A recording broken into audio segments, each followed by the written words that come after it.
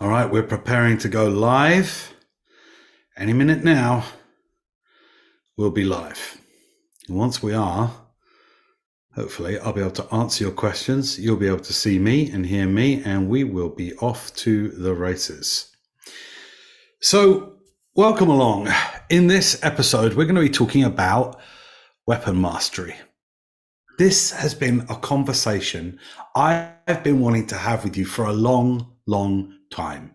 Weapon mastery. And for this talk, for this conversation we're going to have, I've actually got some stuff to share with you. Something from a homebrew that we're putting together, a little bit of history of D&D to share with you as we dive into this subject of weapon mastery. You see, within the D&D rules, there's a bit of a kind of an inbuilt assumption about a character's skill with weapons. Think about it for a second. A character gets a bonus modifier when using certain weapons, usually almost always granted by their class, and that bonus increases as they reach certain level milestones, namely 5th, 9th, 13th, and 17th. And as you hit those level milestones, significant milestones, your proficiency bonus increases. So at first level, all the way through 4th level, your proficiency bonus is +2, according to 5th edition Dungeons & Dragons rules. Once you hit 5th level, that proficiency bonus goes up to +3. And that change happens again, and your proficiency bonus goes up a point at 9th level, 13th level, 17th level. But that proficiency bonus also adds and can be added to weapons allowed by your class. The rules dictate you're proficient in these weapons. So, for example, if you're a fighter, you gain automatic proficiency in simple and martial weapons. I believe I'm doing this off the top of my head. The martial weapon list is quite big. And in a second, I'm going to take you through it. And so the assumption is, as you increase in levels, as you hit those level milestones, you get better with this vast array of weaponry. And that hasn't sat right with me. Hasn't sat right with me. From the very first moment I was exposed to it, this idea, something about that just doesn't sit well. And then I remembered a key moment in my youth. I must have been about 12 years old. This would have been about 1989. I had been playing Dungeons & Dragons for 2 years at this point. Started playing in 1987. And in about 1989, at the age of 12, at Christmas time, and at the time that I'm recording this video for you, we're coming up on Christmas here in the UK and in many of the places in the world where Christmas is celebrated. Perhaps it's celebrated, or perhaps you celebrate it where you're watching me from. And at Christmas, I made a request to my mum. I said, for Christmas, I want the Master set and the Immortals set. Now, if you're watching this and you're going, what the hell is he going on about, talking about the Master set and the Immortal set? What does that even mean? Well, back in 1983, Dungeons & Dragons completely revamped their kind of essential basic rules, and they published it as a series of box sets. In fact, Frank Metzer kind of headed up the design of this new, I hope I pronounced your name right, Frank. I don't know whether you're even still with us, but bless you for spearheading this brand new design of what was taking rate as being one of the most popular games ever. And so 1983 rolls around and the red box set, the basic rules set, is released. Now, it's since been kind of, I want to say, parodied by Stranger Things. When the Stranger Things 5th edition D&D collaboration was released, they kind of went with the red box set design there or thereabouts. But there was the genuine first red box set that was released in 1983, and it was called Basic Rules, the Basic Rules. 2 years later, in 1985, after the subsequent release of the Expert Rules, the second box set, and the Companion Rules, the third box set, the fourth set was released. And it really epitomized the final stages of power that any D&D character could attain before getting onto the road towards immortality, divine status. The black box set was called Master Rules, and I want to show it to you now because this set that you're seeing on your screens now completely changed my world. It really did, because what it did was it opened up a set of new rules and some expansion to the basic rules that completely changed the way I thought about how your character could master not only the heights of their power, but their weapons as well. Let me scroll through this. You're looking at a PDF that I bought from Wizards of the Coast of this seminal set, in my opinion. And, after it goes through the class options, the very next thing we get to, there's the thief class options. And it's interesting, because this box set is giving the rules for characters from levels 26 to 36. Like, we don't even think of characters getting levels as high as that now because the cap's at 20. But again, this influenced me back then. Back in 1989, 2 years after this set was released, this was influencing me such that when I came to start playing Dungeons and Dragons with my kids, the idea that we would stop at 20th level, especially when you only have 2 players, and I got to tell you, 2 players at 20th level is a very different game than 5 or 6 players at 20th level. I think that the game caps levels at 20 because 5 or 6 players at 20th level can pretty much handle anything. But 2 players at 20th level, well, there are massive limitations to how high they can progress and what they can take on, what they can overcome, even at 20th level. And so I determined really early on that cap in levels could progress to level 30.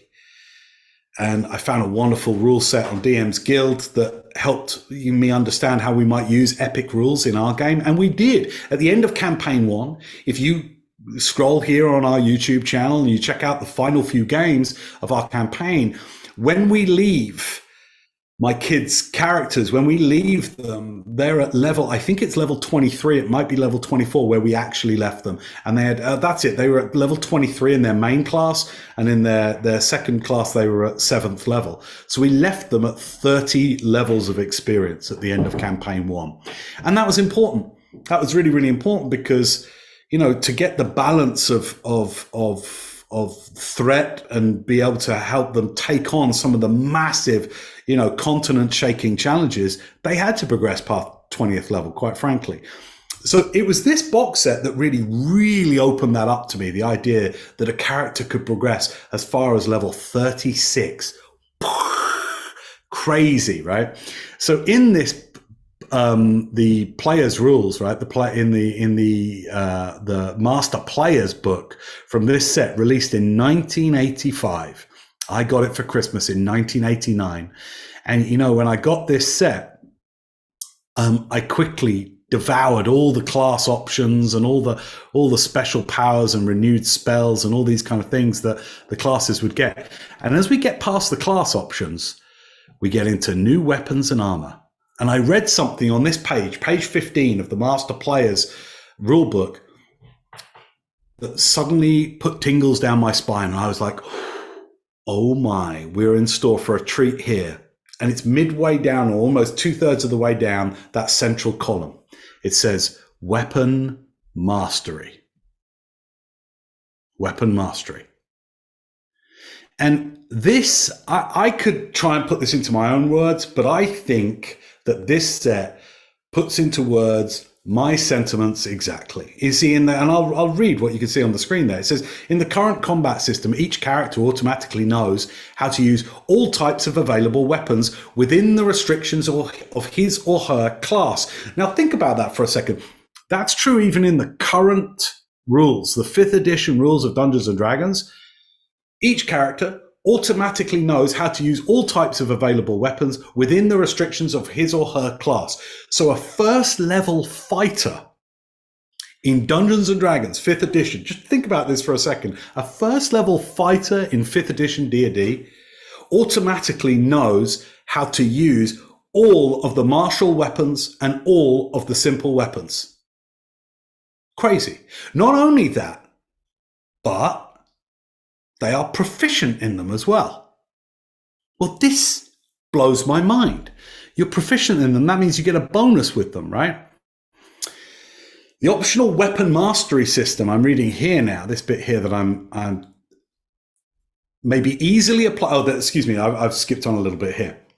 The following weapon mastery system gives player characters the option to study one weapon intensively or a few weapons in depth, giving an advantage over others who have not studied these weapons.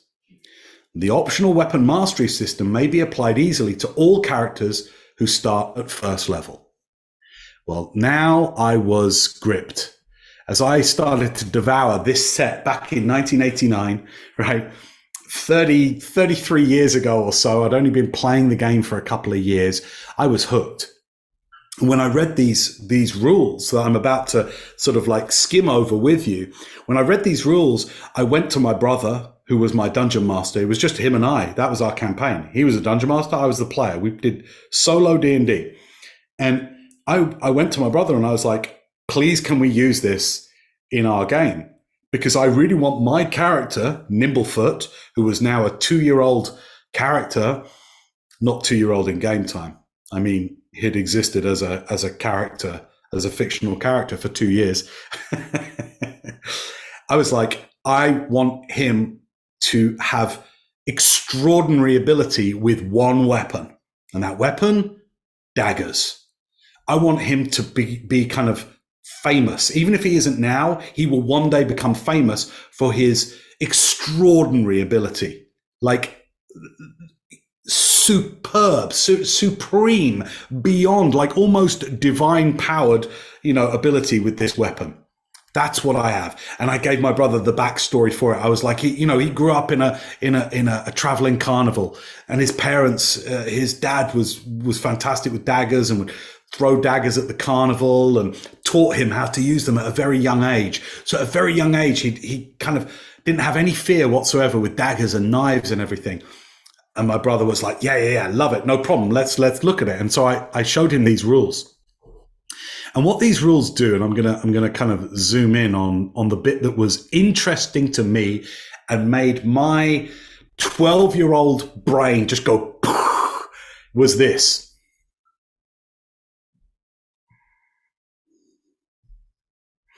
The hit roll bonus table. And I want you to look at the words on the left there, right? The whole idea was that if you were unskilled with a weapon, you got no bonus to your hit roll. If you were basic, so if you had some basic understanding of a weapon, not particularly proficient, but just you had some understanding, some basic understanding of weapons, you had no hit roll bonus.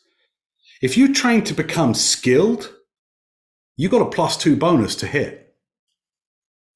What? I was thrilled by this. That means even at the low level that I was at the time, it would mean I would have this advantage in combat because I was so skilled with these daggers. If I could train to the expert level, I would have a +4 to hit bonus. If I trained to the master level, I would have a +6 to hit bonus. Don't worry about the primary, secondary thing. Not important to this discussion. And this is where I started to kind of shake with excitement. If I could train, if my character could train to the level of Grand Master in this weapon, I would get a +8 bonus to hit. Well, stop the frickin' press, but that excited me. That excited me a lot. And the reason it excited me was the potential that started to open up for me for how I could role play my character and how my character could sort of express himself in the world, right? Was like, oh, I'm not just increasing my thieving skills because my character is a thief. I'm not just getting better as a thief and better able to pick pockets. And even though I'm not a fighter, I could have an advantage with my weapons. And one of the things that I found is D&D seems to have left that behind. D&D seems to have tried to package weapon mastery and skill with weapons up into this one simple kind of, I would say, overly simple rule that takes away a huge category of fun to be had in this game, and that's weapon mastery. At the moment, what happens is your character, defined by the class that you choose, gets proficiency, gets an assumed proficiency with a category of weapons, right? With different categories of weapons. So if you're a fighter, you get proficiency with martial and simple weapons. And what that means is that you get a particular bonus when you use any of those weapons in combat. So it is kind of broadly assumed that you're just good with all these weapons, and that you get a bonus when you use any of these weapons, right? And if you're a wizard, then you only get that bonus with a handful of weapons. I think it's dagger, dart, blowgun, net, staff. Maybe I'm missing one or two others, right? But that's about it. And so that's it. A wizard can only get a bonus with any of those. But even there, it's kind of weird, right? Because there's this inbuilt assumption, if you're a wizard, you get a bonus if you use any of these weapons. That's it. Pick one, you're good with it. You're so good with it as a wizard, as a first level wizard, you get a bonus to hit with it. And again, what I think it does is it kind of just glosses over and means that we miss a huge opportunity for enjoyment and progression with the game. When that Masters set came out in 1985, when I got it for Christmas in 1989, and I started to digest it and tell my brother about it and say, we've got to use this in our game. Please, can we use this in our game? And he agreed. Thanks, bro. I knew that now there was this whole other category of fun to be had with the game of Dungeons & Dragons. That is that my character can train, can seek out a trainer, can actually try and find somebody, find a master, find a grandmaster who might be able to train me to become better with my weapon of choice, my individual weapon of choice. Well, wow, what might that be like? What might I have to do for my trainer, for my master, in order to earn the right to be trained? Maybe I need to go on a quest, right, for this ancient master, or this flourishing, young, vibrant, famous trainer who has never chosen to take on any students. Maybe I have to petition them to train me in weapons, right? There's a whole range of role-playing opportunities inbuilt with that. There's a whole range of opportunities for growth and progression for your character when you introduce even just the idea of weapon mastery. That you can pick an individual weapon, just one, not a group of weapons, just one weapon, and train to the extent that you get additional bonuses only when you're using that weapon. This blew my mind.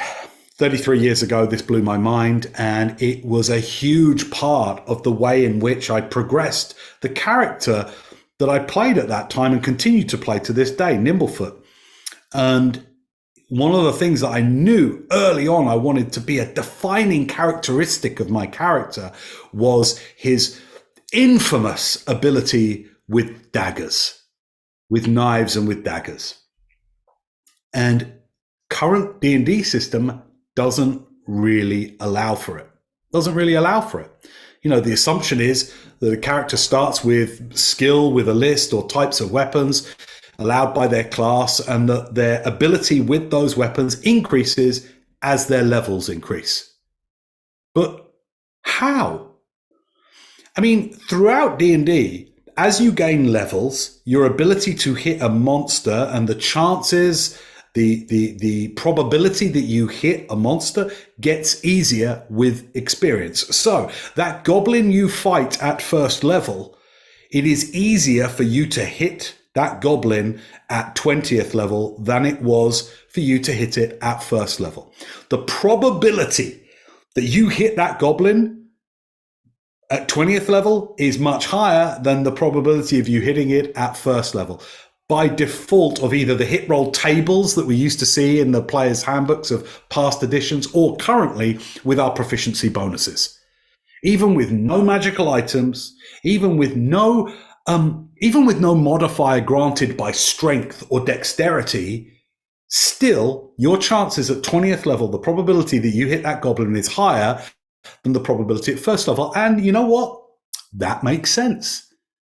I agree with that. And so I like the idea of the proficiency bonus applying to weapons as well, because I think experience grants insight, grants wisdom, maybe even allows you to improve your skills as well. But it still misses out on the chances for your character to train with a master, with an expert, with a grand master somewhere in your campaign setting, somewhere in your world.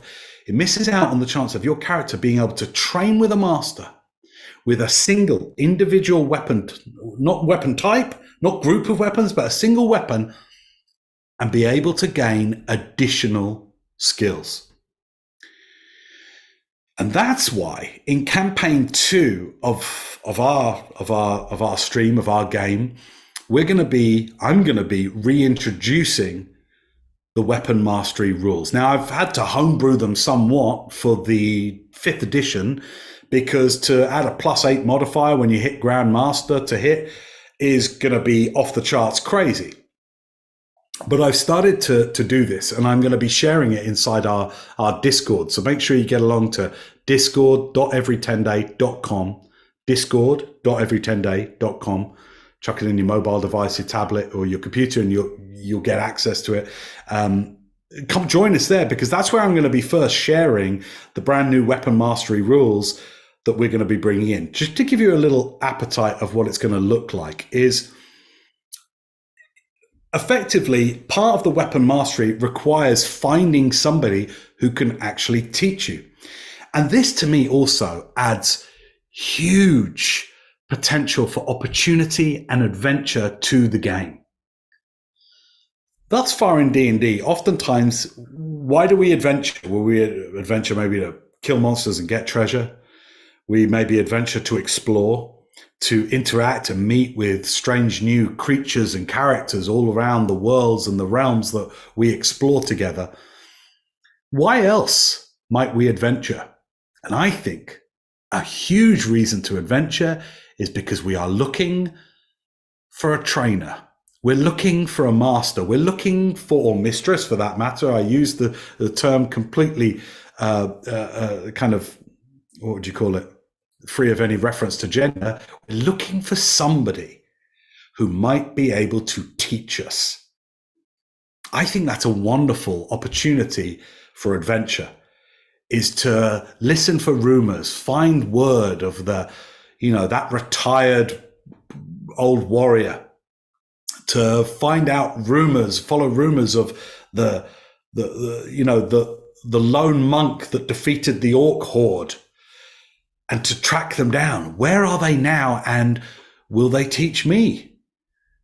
Maybe there's somebody in legend who is still alive, who demonstrated such skill, such valor with their weapon, that if you could just track them down and learn a trick or two from them, how might that equip you for the adventuring world?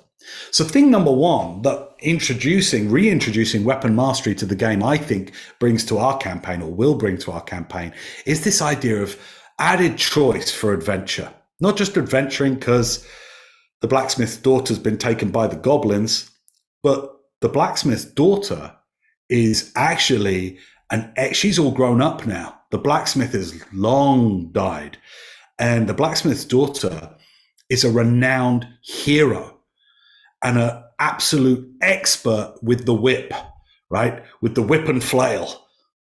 Well, now we want to track down the blacksmith daughter because we want training. We want training in these weapons, right? And so reintroducing weapon mastery adds a new dimension to adventure that goes beyond just combat, treasure, interaction, exploration. Now we might kind of have a fusion of all of those as we seek to track down a teacher, somebody that can show us and improve our skills. Currently, if you do that in the D&D game, in 5th edition, if you track down a teacher and they try to, say you're a fighter, and you track down a teacher and you want them to teach you about the longsword so that you can be better with the longsword, there aren't really rules to follow that through. There isn't really anything that can allow you to be benefited from that beyond a feat. So you might use feats. For example, if you get the feat, a feat that allows you to get some kind of modifier to your armor class, for example, through using a sword or two-handed weapon style, those kind of things. You could kind of role play in how that feat comes to you by going, okay, well, you find somebody and, you have to earn your feats, for example. And that's kind of cool. You can do that. But like I said, when I got that set, the master set back in 1989, 33 years ago, 4 years after it had been published, and I saw that not only might you be better with a weapon, but that weapon might give you an extra to hit bonus, might grant you extra damage bonuses, might grant you more attacks per round, regardless of what class you chose. I was hooked. I was completely hooked.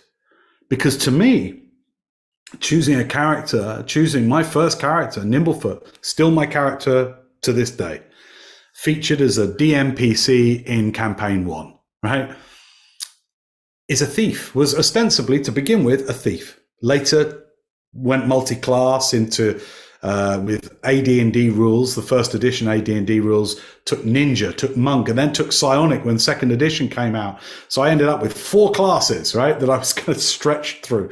But in my early years playing, in the first 2 or 3 years of playing, it was just thief.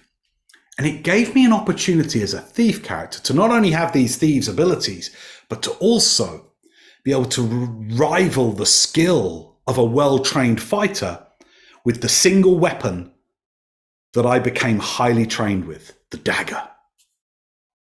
And so I'm reintroducing weapon mastery into campaign 2 of our D&D game. It starts this Saturday, and you're going to want to tune in for that. We're going to be live streaming it. I cannot wait for this to happen.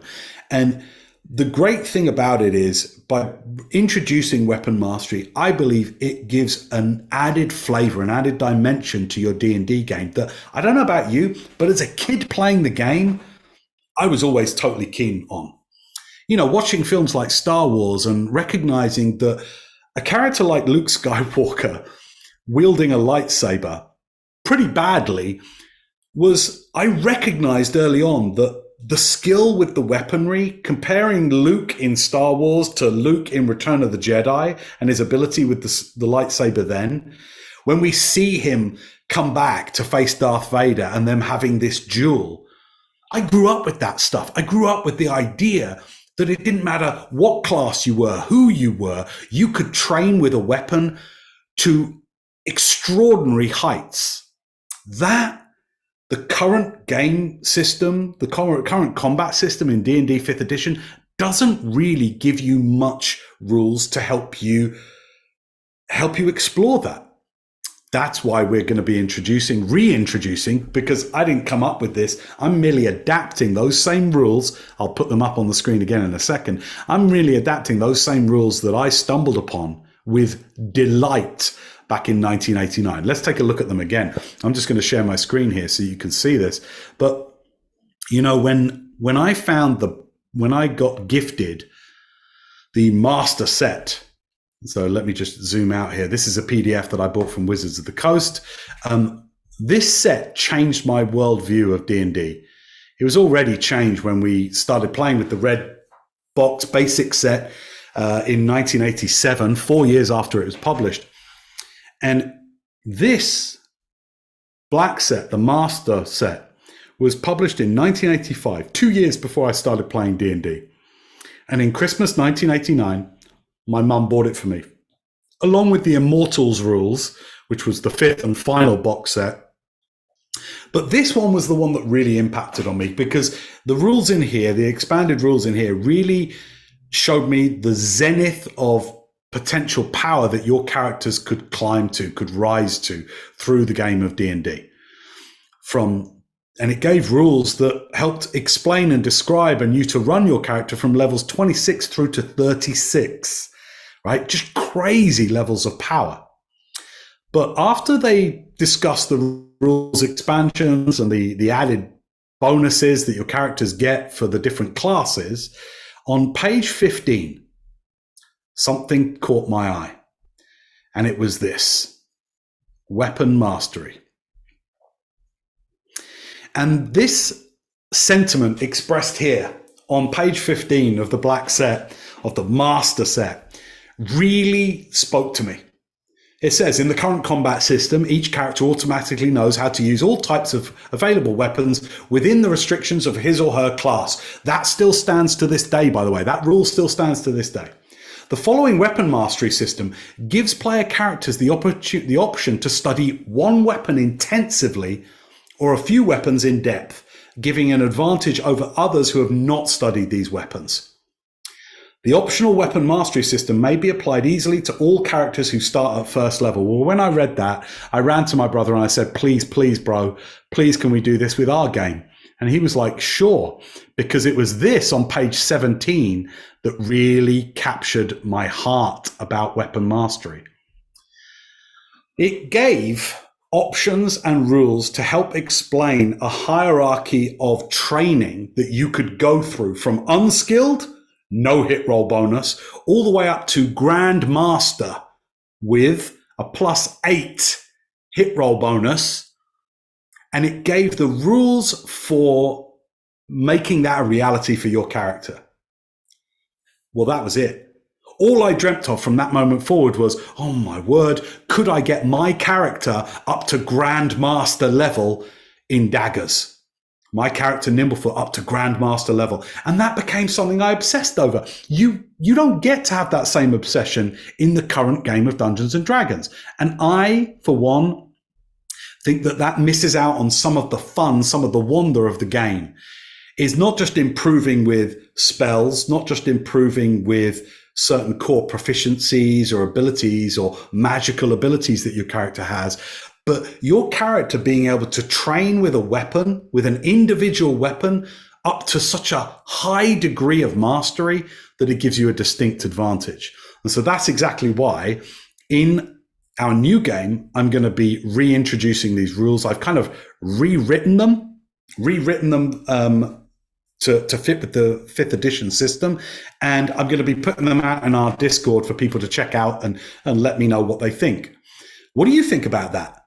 What do you think that having the ability to master a single or individual weapon up to such a high degree could do for your characters, regardless of class?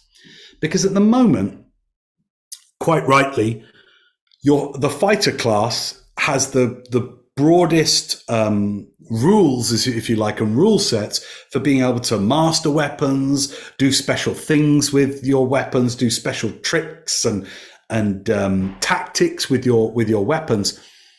But it leaves every other class sort of going, oh, well, I guess I just hit them then, right? And you get a bonus, right? So you get a bonus with certain weapons that are allowed by class.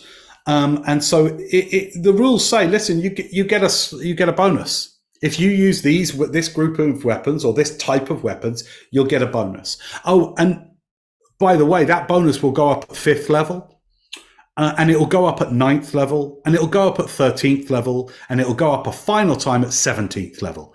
How's that? And you kind of go, yeah, okay. So it's just assumed your character gets better with their chosen type of weapon. And I think that's fair enough. I think experience would give you that. Certainly all the hit roll tables and we call it the proficiency bonus in 5th edition, right? They all do that, right? As you go up in level, you get your probability of hitting a goblin at 20th level is greater than the probability of you hitting it at 1st level, regardless of any ability score modifier, right? Just by level alone, It's easier for you to hit a goblin at 20th level than it is for you to hit it at first level. Likewise, it's easier for you. The probability of you hitting that goblin is higher when you're 5th level than when you're first level. It's higher when you're 9th level than when you're 5th level and first level, right? But what that takes away, that assumption that you just get better, takes away the chances for your character to learn, to find a trainer, to seek out that famed warrior, that famed monk. Are they dead? Are they still alive? And learn from them, right? And I want to reintroduce that. I think that is a rule that brings with it a lot of fascination, a lot of exploration, and a lot of cause, and maybe even inciting incident for adventure. I mean, think about this. Let's just say you spend several moons, several months tracking down that legendary monk, the one who took on the orc horde of Ethengar, and you track them down, but they're just not going to train you because you showed up. They want you to do something for them. I can't think of a better inciting incident for adventure. Can you? So this is why I'm reintroducing weapon mastery. I'm going to be talking about the rules that I'm going to be honing and fine tuning as we get into campaign 2, which starts session 1 this coming Saturday, by the way. We're going to be kicking off at 12 p.m. UK time here in the new office and at the new antique table that we've put together. And weapon mastery is going to be a rules option that our characters can take in place of a feat or ability score improvement. So the way that I'm going to be ruling it is that rather than feats or putting a stat up a couple of points or putting 2 stats up 1 point or selecting a feat, instead of that, your character can choose to take weapon mastery. And you can choose to take one individual weapon. You can track down a trainer. Typically, the trainer will either want you to do something probably for them or for something they care about in return for this, and there'll be a fee involved. There'll be quite a significant fee, thank you very much. And you can only ascend through the weapon mastery categories incrementally. So you can't skip. You can't go, I'm going to pay 1 million gold pieces and become a grand master. You have to go from proficient, which is what you start probably in your preferred weapon. You can go up to highly skilled, then expert, then master, and then grand master. And this is my tip the hat to the master rules set from 1985. Now, the bonuses you get for attaining each level of weapon mastery obviously ascend as well, but they are, I think, juicy. But as opposed to putting an ability score up or taking a feat, there is a chance that it doesn't work. There is a chance that you fail. And so even though there is huge reward if you succeed at your training, if you manage to pay the bill for your training and succeed at the training, there is huge reward to be had. But if you fail, and there is a chance of failure, it means starting over.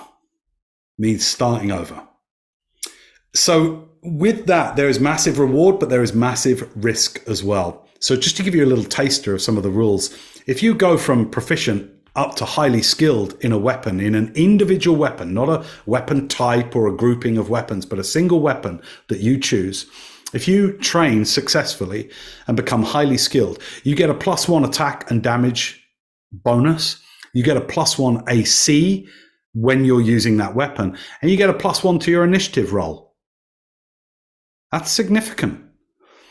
You get an extra attack every other round. So you don't get 2 attacks a round, but you get an extra attack every other round. And that's what you get when you become highly skilled. When you go up to expert, that goes up to +2 attack and damage, +2 to your AC when you're using that weapon, and a +2 to your initiative.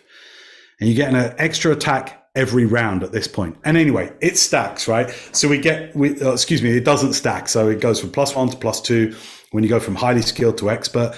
But the chances, in order to get these bonuses, you have to find a trainer, number one. So there's a huge opportunity for role playing there. There's a huge opportunity for exploration and adventure. But then there's costs involved as well. So to become highly skilled, it takes 46 days of training, during which, if you're a spellcaster, you cannot prepare any spells during that time. You are putting all of your time and your attention, because this is open to all classes, but you're putting all your time and attention into training with weapons. So no prepared spells or any of those kind of things. So it takes 46 days, and the guide cost is going to be something from 100 to 600 gold pieces. Obviously, as a dungeon master, you can choose what you want the cost to be. It can be anything you want. You can make it 10,000 if you want to. These are kind of guide costs, certainly what I'll be thinking about. But also the trainer may want something else from you. There may be an opportunity for adventure in there, for questing, side questing, whatever it might be, in order for the trainer to agree to train you at all, right? And obviously that goes up much, much more. And also the challenge rating to become highly skilled is 15. To become expert is 20. To become master is 25. And to become a grandmaster is 30. And what are we rolling to see whether we can do that? Well, it's our proficiency bonus plus our intelligence modifier plus strength or dex modifier, depending on the weapon type. And so that determines whether or not the training succeeds at all. And what happens if it fails? Well, you'll have to come join our Discord, where I'll be talking about all of the rules of weapon mastery that we're introducing in campaign 2 in more detail. We're going to be checking it by our friends in our Discord. Go to discord.everytenday.com, discord.everytenday.com. If that doesn't work, drop us an email, everytenday@gmail.com, and we'll send you a link. Because you know what it's like. Sometimes these Discord links, they expire after a certain amount of time, or if a certain number of people use it. So drop us an email at everytenday@gmail.com. We'll drop you a link to come join us in the Discord. Let us know what you think. I want to know what you think about weapon mastery. For me, growing up as a 10-year-old beginning to play the game, going into my early teens, I grew up on heroes that gained greater ability and more legendary ability with their chosen weapon. Again, I gave the example of Luke Skywalker in Star Wars. Compare Luke with the lightsaber in, well, certainly Empire Strikes Back, and that terrible fight where he loses his hand, right? Versus the next film, the third in the original trilogy, whereby that final duel that he has in front of the Emperor with his father, with Darth Vader, and the skill that he can now demonstrate with the lightsaber. Well, that captivated my young brain. I was like, oh, he trained with someone. He trained with Yoda. And it seems like, well, clearly part of that training involved him becoming better with a lightsaber. How cool, right? And so I wanted to reintroduce the idea of that, which I grew up on and in our early D&D game with my brother back here from 1987 till about 1991, 1992 that we were playing mostly. You know, the idea of becoming better and better with your weapon of choice was part and parcel of our campaign. It doesn't seem to be with D&D at the moment. I want to change that. So I hope you enjoyed this video. Let me know what you think about weapon mastery, and make sure you come join us in the Discord to if you want to check out the kind of the early alpha version of the rules that we're going to be using and releasing when we start campaign 2 on Saturday. Big love. See you on Saturday for session 1 of campaign 2 of Every Tenday D&D for families and young adventurers. I'll see you then.